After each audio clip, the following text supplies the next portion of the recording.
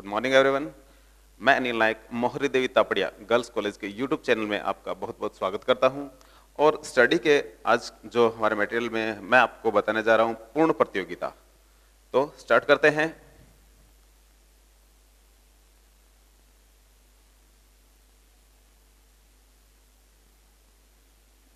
पूर्ण प्रतियोगिता, perfect competition कहते हैं इसको। पूर्ण प्रतियोगिता के बारे में जानने से पहले इसके जो छोटे छोटे जो टॉपिक्स है उन सबको मैं बोर्ड पे लिख लेता हूं ताकि आप सभी को ध्यान रहे कि ये सारे के सारे इसके सब्जेक्ट मटेरियल हैं। तो सबसे पहले हम इसकी अर्थ पे चलेंगे। दूसरा जो हमारा इसका जो टॉपिक रहेगा वो रहेगा इसकी विशेषताएं।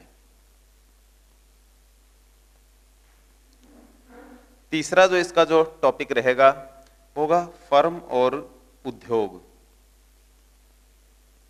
चौथा जो टॉपिक हमारा रहेगा वो है फर्म का साम्य।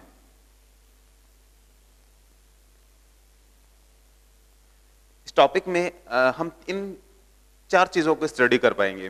तो सबसे पहले हमारा जो टॉपिक है वो इसका सिंपल अर्थ होगा, फिर है इसकी विशेषताएं, कुछ इसकी विशेषताएं है पूर्ण प्रतियोगिता की, और थर्ड जो हमारा टॉपिक है वो है फर्म और उद्योग की क्या कंडीशन होती है उसके बारे में चर्चा करेंगे।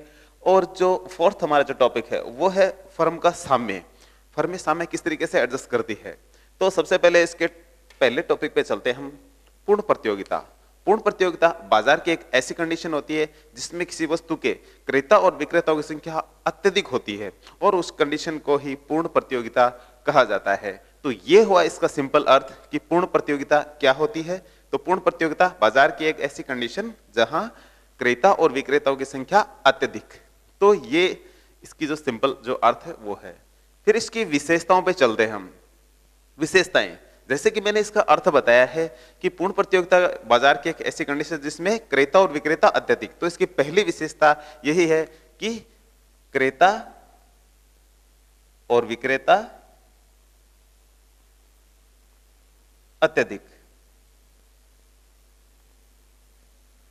दूसरी इसकी विशेषता हम इसमें लिखेंगे वो है कीमत समान। यानी जो भी वस्तुएं पूर्ण प्रतियोगिता की स्थिति में जो सेल होती है उनकी रेट एक जैसी होती है। ठीक है, जैसे ही मैं बात करता हूं, जैसे चीनी की बात करते हैं तो चीनी की जैसे ऑल ओवर इंडिया में एक ही जैसे भाव चलेंगे। जैसे कि आप देखते हो कि अखबार में आप देखते हो कि जैसे आज चीनी के 38 रुपए भाव है, तो कल देखते हो आप कि जो उसके 38.50 यानी 38.5 हो गए, तो फिर देखते हो कि 37.5 हो गए, यानी 1 रुपया घटता बढ़ता है। तो जो रेट पूर्ण प्रतियोगिता में उद्योग द्वारा तय की जाती है वो की वही मार्केट में रेट चलती है। तो फर्म और उद्योग की कंडीशन में आपको आगे बताऊंगा। तो आगे चलते हैं हमारा दूसरा जो तीसरी इसकी जो विशेषता है उस पर। तो कीमतें समान होती है पूर्ण प्रतियोगिता में। अब तीसरा हमारा होगा फर्म और उद्योग अलग अलग।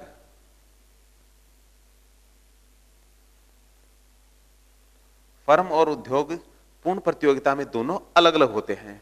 ठीक है, इसमें फर्म को स्वीकारक और उद्योग को निर्धारक कहा गया है। यानी उद्योग द्वारा कीमतें निर्धारित की जाती है और फर्मों द्वारा कीमतें स्वीकार की जाती है। तो इस तरीके से उद्योग को कीमत निर्धारक और फर्मों को कीमत स्वीकारक के नाम से जानते हैं।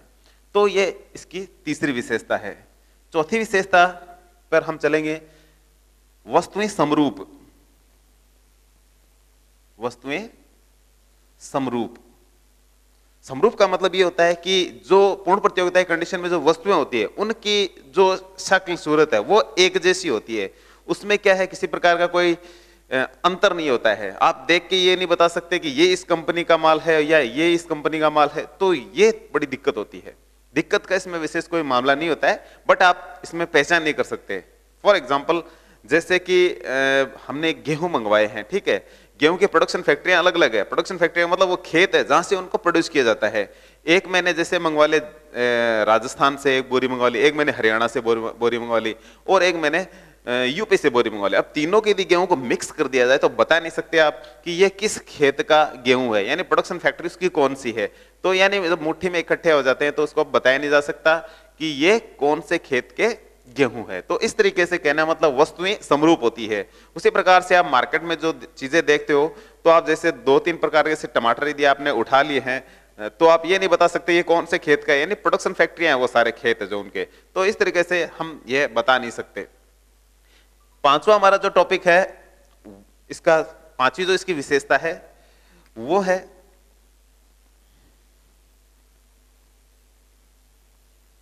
पांचवी जो हम इसकी जो विशेषता लिखेंगे वो इसके मांग वक्र, फर्म के मांग वक्र या इनको आगम वक्र भी बोलते हैं। फर्म के मांग वक्र या आगम वक्र ये पूर्णतया लोचदार कंडीशन में होते हैं, ठीक है, ओ एक्स अक्ष के समानांतर। मैं आपको दिखा देता हूं, जैसे शॉर्ट में एक दिखाता हूं, एक्स ओ वाई, ये इसका एक्स ओ एक्स है, ये ओ वाई है। तो ये जो हमारा जो मांग वक्र होते हैं जिनको हम ए आर और एम आर कहते हैं, एवरेज रेवेन्यू और मार्जिनल रेवेन्यू, ये क्या है इस कंडीशन के होते हैं, बिल्कुल ओ एक्स अक्ष के समानांतर होते हैं। तो ये इनकी कंडीशन ऐसी होती है। तो इसकी ये पांचवी विशेषता थी। इसकी छठी विशेषता हम लिखते हैं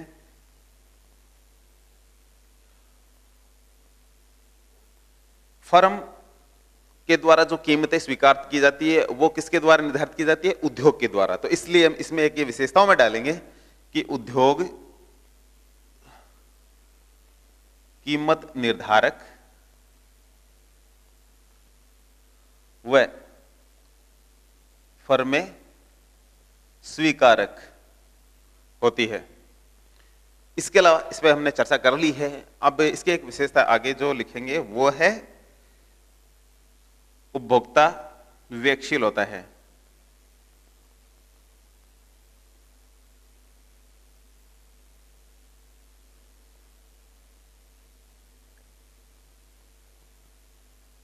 हमारी जो ये इसकी जो ये विशेषता है उपभोक्ता विवेकशील होता है, कई जगह हमने देखा है कि उपभोक्ता विवेकशील होता है।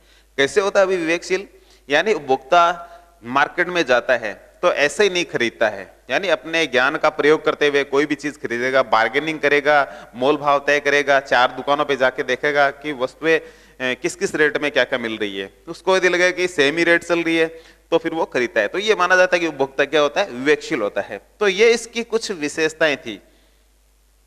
तो हम हमारे जो पहला टॉपिक था सिंपल अर्थ हो गया, इसकी विशेषताएं हो गई है। अब फर्म और उद्योग की क्या कंडीशन होती है, तो मैं आपको एक डायग्राम बना के इसमें आपको दिखाता हूं कि फर्म और उद्योग कैसे होते हैं। अभी हमने चर्चा करी थी कि फर्म और उद्योग पूर्ण प्रतियोगिता में अलग अलग होते हैं और अलग अलग इनकी कंडीशन होती है। हमने अभी थोड़ी देर पहले चर्चा करी कि उद्योग कीमतें निर्धारित करता है और फर्में उसको स्वीकार करती है। तो हम एक डायग्राम बना करके इसको शो करेंगे, ठीक है। ये एक साथ इनको बनाना चाहिए, जैसे एक ही डायग्राम में इस तरीके से इनको मैच कर सकते हैं, और अलग अलग दिखाना चाहें तो अलग अलग भी इसको दिखा सकते हैं। हम अलग अलग ही कर लेते हैं, चलो कोई फर्क नहीं पड़ता इससे, ठीक है। तो लेकिन ये एक ही सीध में होने चाहिए क्योंकि हमने एक साथ ही बनाने इनको। तो ये है उद्योग की कंडीशन और ये है फर्म की कंडीशन। उद्योग ने जो कीमतें निर्धारित करी, फर्मों ने वो स्वीकार करी है, ठीक है। तो उसी को हम आगे बढ़ाते हैं। तो पहले मैं नीचे लिखता हूं इधर इधर मांग एवं पूर्ति मात्रा। इसकी जगह आप थोड़ा एक चेंज कर सकते हो, मांग पूर्ति की जगह आप इसमें आप सीधा क्वांटिटी लिख सकते हो, मात्रा। यदि आपको याद नहीं रहे मांग और पूर्ति का नाम तो आप सीधा मात्रा भी लिख सकते हो, मांग और पूर्ति लिखते हो तो अच्छी बात है। इधर लिखते हैं कीमत। जब फर्म की बात आएगी यहां आएगा उत्पादन मात्रा, और जब फर्म उद्योग की बात करेंगे तो यहां मांग और पूर्ति मात्रा लिखेंगे। तो आप लिख सकते हो मांग एवं पूर्ति मात्रा। तो आप ये दोनों लिख सकते हो, क्वांटिटी लिख सकते हो केवल, और उत्पादन मात्रा इधर लिखनी होगी आपको। तो इस तरीके से आप इनको लिखोगे। तो हम बात कर रहे थे अभी उद्योग में किस तरीके से फर्म, उद्योग ने जो रेट तय करी वो फर्मों ने स्वीकार कैसे करी, उस टॉपिक पे हम चल रहे हैं आगे। तो हमारा ये टॉपिक है, सबसे पहले ये मांग वक्र बनाया मैंने, इसको डीडी, ये डिमांड वक्र है, और ये सप्लाई वक्र है। जहां मांग और पूर्ति वक्र एक दूसरे को काटते हैं वहां क्या होता है, इक्विलिब्रियम यानी संतुलन होता है। तो यहां इन्होंने एक दूसरे को काटा, तो देखिए आप नीचे मिलाया था, ये क्वांटिटी तय होगी है और ये इसकी रेट तय होगी है, और इसको कहते हैं हम इक्विलिब्रियम। इसको मैं थोड़ा सा ऊपर कर रहा हूं, मांग और पूर्ति के द्वारा जो संतुलन स्थापित होता है उसको हम इक्विलिब्रियम कहते हैं। तो इस इक्विलिब्रियम ने ये ओपी कीमत पर, यानी ओपी कीमत पर ओक्यू मात्रा का निर्धारण किया है। अब ये जो इसने रेट तय करी है वो कौन स्वीकार कर रहे हैं, फर्में स्वीकार कर रही है। तो हम इसको आगे बढ़ाते हैं, तो इधर इस तरीके से मैं आगे लिखता हूं इसको ए आर बराबर एम आर, ये प्राइस होगी फर्मों को जो स्वीकारी जा रही है फर्मों के द्वारा। अब हम बात करते हैं, यदि संतुलन अप एंड डाउन हो जाए, यदि घट जाए या बढ़ जाए, तो उस कंडीशन में क्या होता है। तो आप देखेंगे यदि मैं किसी में चेंज करता हूं जिससे संतुलन भी बदल जाएगा, इसमें मैं मांग में परिवर्तन कर देता हूं, D1 मैंने नया मांग वक्र बना दिया है D1। अब आप देखोगे कि हमारी रेट भी अप एंड डाउन हो गई है। तो अप एंड डाउन कहां हुई है, इधर आप देखोगे ये मांग और पूर्ति का संतुलन यहां है, इसका नाम देंगे E1। तो जो यहां जो रेट थी वो इधर मिलाएंगे, इसका नाम दे देंगे P1। ये जो P1 रेट थी ये फर्मों ने आगे स्वीकार करनी है, इसका नाम देंगे P1, और इसको AR1 बराबर MR1। तो इस तरीके से इनको हम बताएंगे। और अब एक बार हम मांग वक्र में थोड़ा सा कमी करके दिखा देते हैं, डाउन कर लेते हैं। तो उस कंडीशन में आप देखोगे कि मांग वक्र नीचे कर देते हैं, इसको आप देखोगे D2 मांग वक्र नीचे कर दिया है, तो संतुलन भी नीचे आ गया है। आप देखोगे इधर संतुलन यहां आ गया है, इसको हम नाम देते हैं E2। तो इधर इधर मिलाते हैं इसको, तो वो रेट हो जाएगी P2 नाम हो जाएगा इसका, और ये जो E2 संतुलन है आगे चलते हैं। तो इस तरीके से ये P2, ये AR2 बराबर MR2, ये इस तरीके से जो कीमतें हैं जो फर्म ने, जो उद्योग ने तय की थी वो फर्मों ने स्वीकार करी, यानी जो रेट इधर चल रही है वो के वो रेट इधर चल रही है। तो आप इस तरीके से समझ सकते हो कि उद्योग किस तरीके से निर्धारित करता है और फर्में उसको किस तरीके से स्वीकार करती है। तो ये मेरे ख्याल से समझ में आया होगा। तो आप इस तरीके से इसमें आप जो हमारे जो ये तो हो गए मांग वक्र, तो सप्लाई वक्र है वो आप इसमें और भी बना सकते हो। सप्लाई वक्र आप जानते हो, पूर्ति वक्र जिनको कहते हैं।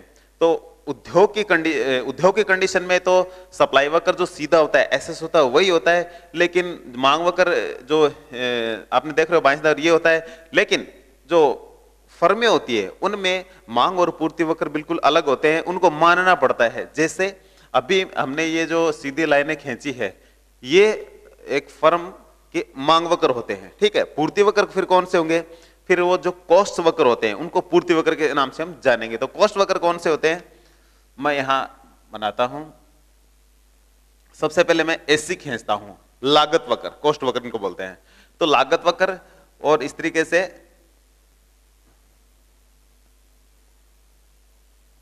ये मार्जिनल कॉस्ट। जो मैंने दो लागत वक्र खींचे, पहला था एवरेज कॉस्ट, औसत लागत वक्र, और ये था सीमांत लागत वक्र, मार्जिनल कॉस्ट। इनका एक संबंध होता है, आप जानते हो सभी कि एवरेज कॉस्ट को, मार्जिनल कॉस्ट उसके न्यूनतम बिंदु से काटती हुई ऊपर की ओर बढ़ती है। तो यहाँ केवल आपको ये थोड़ा सा इसका बेसिक रिलेशन है वही अपने को कायम रखना है। बाकी इस तरीके से जो हमारा जो पहला पॉइंट था, जो पहली लाइन आ रही थी प्राइस वाली, उसके आप इस तरीके से खींच देंगे। तो इस तरीके से जो रेट जो हमारी थी पहले, इस तरीके से आप अगर आप इसमें अप एंड डाउन करके दिखाना चाहो क्वांटिटी में, तो आप इस तरीके से इनको बता सकते हो कि फर्मों का जो इक्विलिब्रियम कहाँ है। तो इस तरीके से वो भी शो किया जा सकता है। इसको Q कह सकते हैं, इसको Q1 कह सकते हैं, इसको Q2 कह सकते हैं, ठीक है।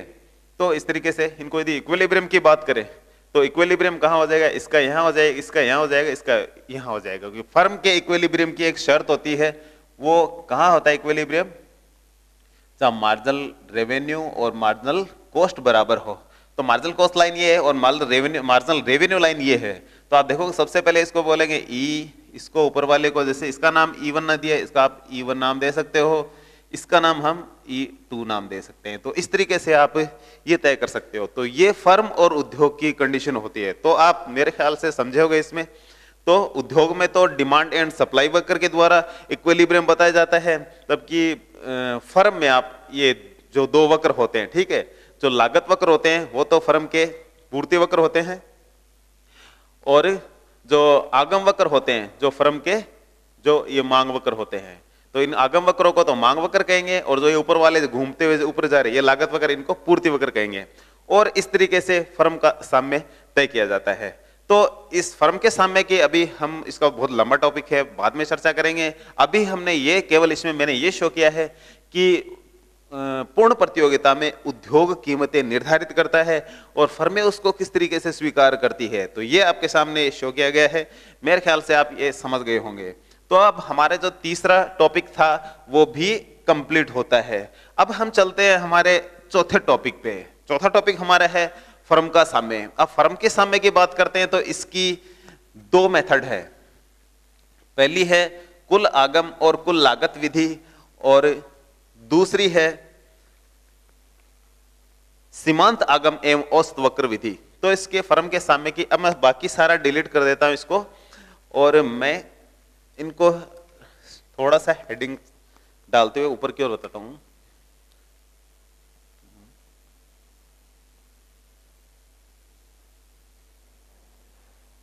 पूर्ण प्रतियोगिता। अब आप देखेंगे मैं यहां लिख रहा हूं फर्म का साम्य। तो फर्म के साम्य की मैंने अभी बोला कि आपको दो मेथड है। शॉर्ट में मैं लिखूंगा, पहली मेथड है टीआरटीसी मेथड,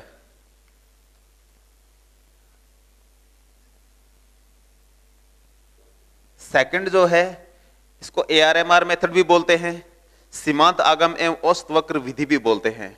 तो मैं साथ में हिंदी में भी लिख देता हूं, इसका है कुल लागत और कुल आगम विधि। हमारी फर्स्ट मेथड है ये एआरएमआर मेथड के नाम से जानी जाती है। इसको सीमांत आगम एवं औसत वक्र विधि के नाम से हम इसको जानते हैं। तो ये हमारी जो मेन जो साम्य के निर्धारण की जो विधियां हैं वो ये है। तो सबसे पहले मैं आपको नंबर 1 एक नंबर पे लेके चलता हूं टीआरटीसी मेथड पे। तो इस विधि में फर्म का साम्य कहां होता है? इसमें फर्म का साम्य वहां होगा जहां कोई व्यापारी को, किसी व्यवसाय को सर्वाधिक लाभ होगा, क्योंकि प्रत्येक व्यक्ति का, जो प्रत्येक बिजनेसमैन होता है उसका यही लक्ष्य होता है कि ज्यादा से ज्यादा लाभ प्राप्त किया जाए। तो किसी व्यवसाय का इस मेथड के अनुसार जो साम्य होता है वो वही होता है जहां उसको मैक्सिमम प्रॉफिट होता है। तो मैं एक डायग्राम के द्वारा आपको इसमें शो करूंगा। सबसे पहले आपको इसमें OX और OY एक्सेस खींचने हैं आपको। इस पे हम लाइनें थोड़ी सीधी होनी चाहिए, डायग्राम अच्छे लगते हैं डायग्राम लाइनें सीधी होने से। तो हमने इस तरीके से OX और OY खींच लिया है। इधर उत्पादन मात्रा और इधर लिखेंगे कीमत, आगम और लागत। तो इसमें आपको क्लियरली शो क्या होगा? क्लियरली जो शो होने वाला है वो आगम और लागत है, ठीक है। टीसी और टीआर मेथड में टीसी और टीआर को दिखाएंगे, तो इसमें कीमतों को आप क्लियरली नहीं देख पाओगे। तो सबसे पहले मैं इसमें टीआरटीसी मेथड में टीआर वक्र खींचता हूं, टीआर, और फिर मैं खींचता हूं टीसी। इस तरीके से आप टीआर और टीसी खींच सकते हो। थोड़ा सा घुमाव थोड़ा अच्छा होना चाहिए, दिखने में डायग्राम अच्छा लगे, तो इसके लिए थोड़ा सा घुमाव इसका अच्छे से क्लियर होना चाहिए। तो हम इस तरीके से इसके घुमाव को ऊपर बनाते हैं। आप देखोगे कि पहले टीसी ऊपर है, फिर टीसी नीचे है, फिर टीसी वापस ऊपर है। इसमें थोड़ा सा क्लियर, थोड़ा सा इसकी चौड़ाई थोड़ी सी अच्छे से दिखनी चाहिए, इसके लिए मैं थोड़ा सा इसकी चौड़ाई को और बढ़ा रहा हूं। तो इस तरीके से आप इस डायग्राम को बना सकते हो, इसमें चौड़ाई दिखनी चाहिए, जैसे यहां देखिए यहां चौड़ाई दिखनी चाहिए और ऊपर भी थोड़ी चौड़ाई दिखनी चाहिए, तो डायग्राम अच्छा लगेगा। तो अब आप ये देखोगे कि ये जो हमने टीसी वक्र खींचा है कहां कहां इसको काट रहा है, तो हम नीचे मिलाते हैं इसको। सबसे पहले इसको यहां नीचे मिलाते हैं, दूसरा यहां इसको नीचे मिलाते हैं, इसको मैं नाम दूंगा Q1, इसको नाम देता हूं मैं Q2। ये हमारी क्वांटिटी 1 और ये क्वांटिटी 2 है। तो जहां टीआर और टीसी बराबर होते हैं वहां किसी फर्म को न तो लाभ होता है न हानि होती है, तो इसको हम बोलते हैं BEP, break even point. No loss no profit वाली कंडीशन होती है, उसको बीईपी के नाम से हम जानते हैं। तो इसको मैं नाम देता हूं, इसको नाम देता हूं मैं ए और इसको मैं नाम देता हूं बी। ए और बी हमारी ये पॉइंट है। तो आप देखोगे यहां तक ए से पीछे तक लॉस की कंडीशन है, क्यों? क्योंकि टीसी ज्यादा कर दिया हमने, लागत ज्यादा है और आगम हमारा कम है। टीआर, टीआर क्या होता है? कोई भी फर्म कुछ सामान बेचती है तो बदले में उसको जो मिल रहा है उसको टीआर बोलते हैं। जैसे एक बंदा है उसने 10-10 रुपए वाली 5 चॉकलेट बेची है, ठीक है, तो 10-10 रुपए वाली 5 चॉकलेट की टोटल अमाउंट कितनी होगी? 50 रुपए। तो जो 50 रुपए दुकानदार लेता है वो टीआर होता है। अब आप पीछे से मैंने आपको ये चीज थोड़ा क्लियर नहीं की, अब शायद आपको समझ नहीं होगा कि टीआर वक्र ऐसा ही क्यों होता है कि बाएं से दाएं ऊपर सीधा क्यों बढ़ रहा है। तो हम इस पे एक थोड़ा सा छोटा सा टॉपिक और लेते हैं। एक मैं आपको तालिका दिखाऊंगा, इसमें आपको समझ में आ जाएगा कि टीआर वक्र ऐसा क्यों होता है। अब आपको शायद मैंने जो पीछे जो थोड़ा टॉपिक बताया था उस पर मैं बैक लेके चलता हूं।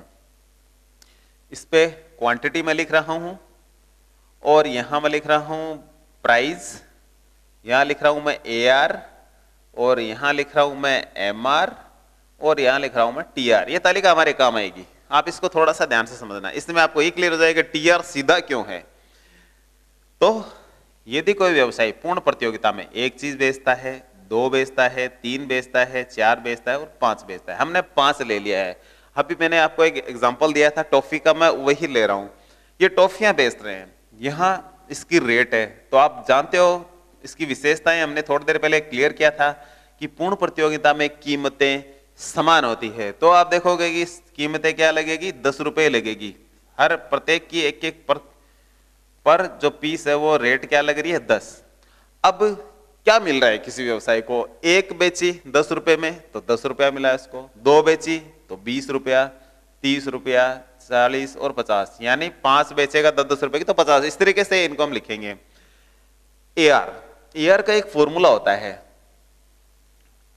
TR upon quantity. टीआर में क्वांटिटी का भाग लगाएंगे तो एआर प्राप्त होता है। तो क्वांटिटी हमारी ये है और टीआर ये है। 1 का 10 में भाग लगाएंगे तो यहाँ 10 आएगा, 2 का 20 में भाग लगाएंगे तो 10 आएगा, 3 का 30 में भाग लगाएंगे तो 10। तो इस तरीके से ये 10-10 ही आएंगे।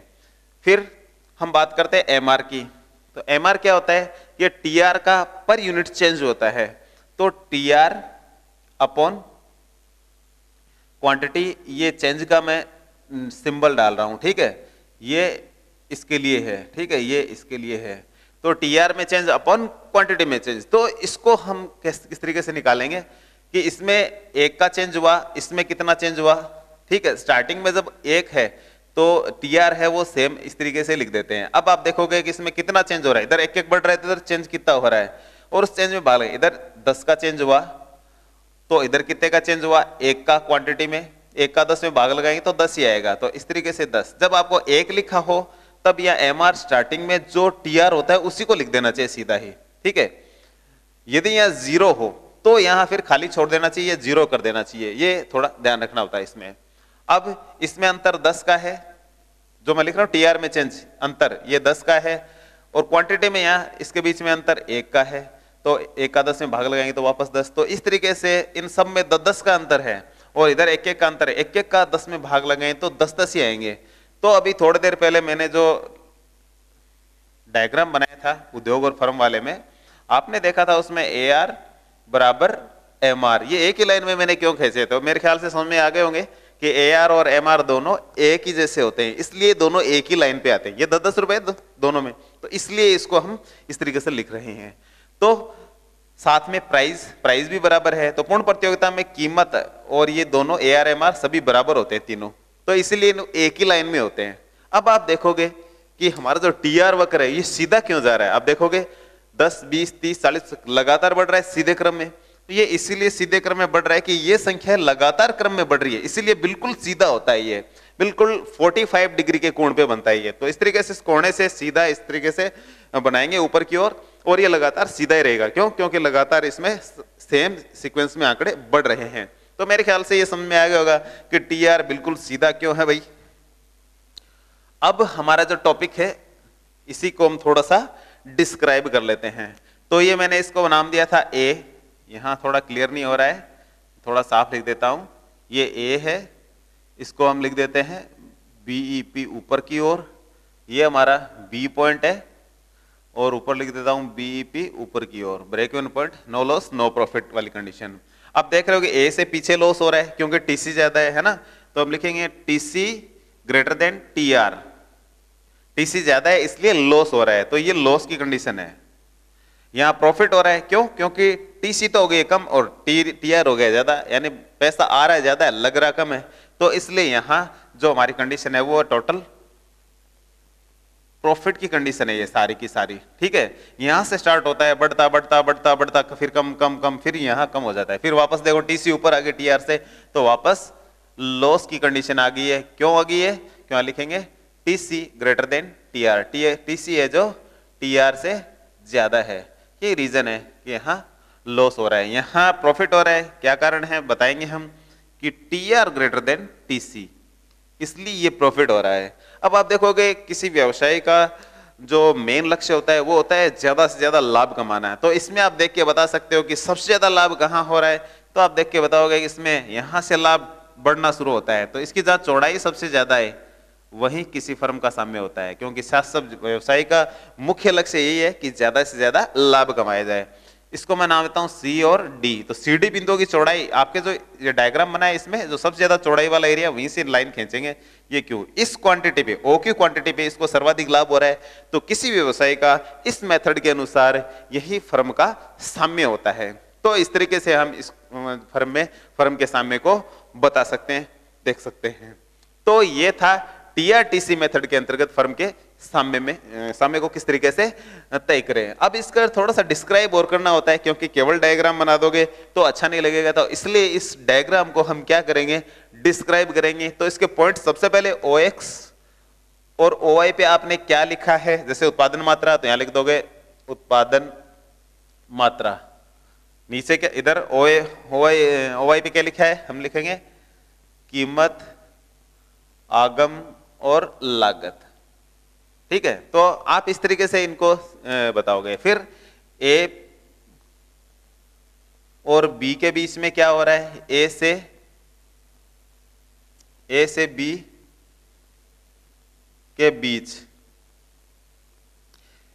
A से पीछे क्या है और B के पश्चात कुछ अलग कंडीशनें हैं। ठीक है, मैं इनको डिस्क्राइब कर रहा हूं अभी। और A से B के बीच में और A तथा B बिंदु पर, ठीक है, ये तीन कंडीशन इसमें देखने को मिल रही है। तो अब पहले पॉइंट बोल रहा हूं, A से B के बीच में क्या हो रहा है, A से B के बीच में भी टोटल प्रॉफिट हो रहा है। ठीक है, क्लियर चीज है, ये पहले बढ़ रहा है फिर घट रहा है फिर खत्म हो जाता है यहां आकर के। तो A से B के बीच में जो टोटल प्रॉफिट है वही अपने को प्राप्त हो रहा है। A से पीछे यानी A के पीछे लॉस है, B के पश्चात यानी B के पश्चात लॉस है, तो A और B के, A से पीछे B के पश्चात लॉस की कंडीशन है। A तथा B बिंदु पर क्या है, तो आप बता सकते हो A बिंदु पे BEP की कंडीशन है, क्योंकि यहाँ लागत और आगम दोनों बराबर हो रहे हैं। ठीक है, यदि किसी व्यक्ति ने कोई चीज बनाई है 5 रुपए उसकी लागत लगी और 5 रुपए में उसको सेल कर रहा है, तो नो लॉस नो प्रॉफिट हुआ उसका, तो वो कंडीशन है ये।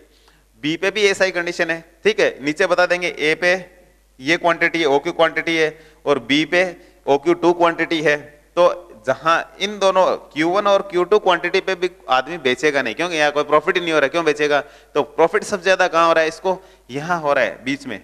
तो ये OQ क्वांटिटी है, इस क्वांटिटी को एक व्यवसायी मार्केट में सप्लाई करता है, मार्केट में बेचता है, और क्योंकि इस पे इसको सर्वाधिक लाभ प्राप्त हो रहा है, तो इसीलिए इसका साम्य भी यही होगा। तो फर्म का साम्य कहां होगा? OQ क्वांटिटी पर। तो ये इसके जो पॉइंट थे हमने ये क्लियर किए हैं।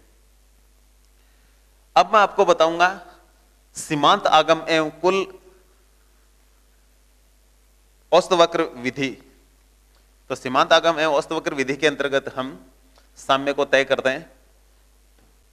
आज के लिए हमारा टॉपिक यहीं एंड करते हैं। इसका जो नेक्स्ट पार्ट है सीमांत आगम एवं औसत वक्र विधि, मैं नेक्स्ट वीडियो में आपको शो करूंगा, बताऊंगा। Okay, thanks.